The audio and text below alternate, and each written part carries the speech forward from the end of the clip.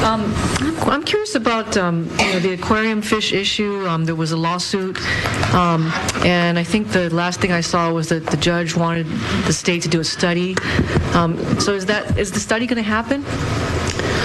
So I think the ruling was that the applicants had to have done environmental rule review to get the permit. So I think the industry is looking at doing that themselves. Oh, okay. Yeah. Okay, well, that would be good. And that Senator Shimabukuro raised, since that was the only court case I think that you mentioned in your written testimony was the aquarium fish case, and you said that the industry is going to be looking at doing some kind of 343 study.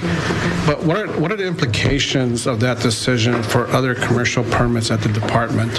Are the other industries also going to be looking at doing studies then, or what's the status of that? I think we don't know, but it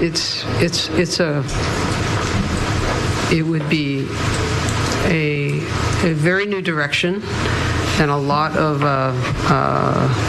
challenge if all of our permitting required this kind of environmental review. So I think we're still in this kind of gray zone of trying to figure out exactly what this court case means, but I think that's something very much to think about.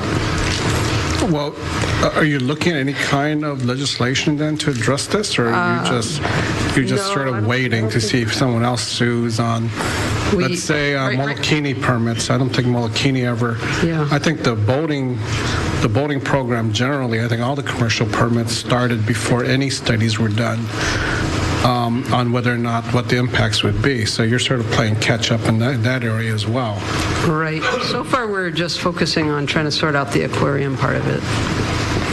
But it's definitely worthy of a broader discussion. My name's Bruce Anderson. I'm the administrator of DAR. And of course, this was a precedent-setting decision that we're still struggling with. And I just wanted to add that on the aquarium issue specifically, we are considering some legislation, and a governor may be introducing a bill to take another approach toward addressing the issues, which would include licensure of the aquarium fishery. A lot of the case seemed to center around whether the permit we issued was discretionary or not. And to that extent, it really may or may not impact a lot of the other licenses we issue at DLNR. But that seemed to be a big part of the argument, that we had the discretion to issue these permits to use fine mesh nets. And I think that there were other issues, but that was a major part of the decision. So we're still trying to work our way through this, but I did want to mention that we're likely to introduce a bill this year that would be helping to address the issue and clarify some of the questions on the aquarium fishing per se. So you might look for that. But you realize that the legislation that was approved last year that the governor vetoed was taking a direction towards basically ending the aquarium fishery anyway, right?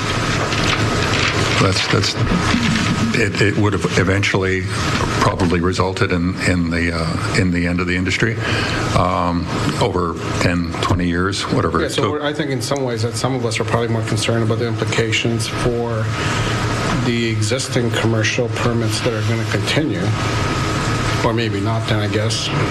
Right now, if someone else decides to file a lawsuit based on this case.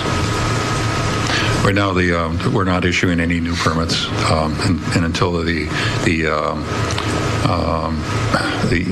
Chapter 343 process is completed, we will not issue any new permits for the fishery, and those permits that have been issued are void at this point.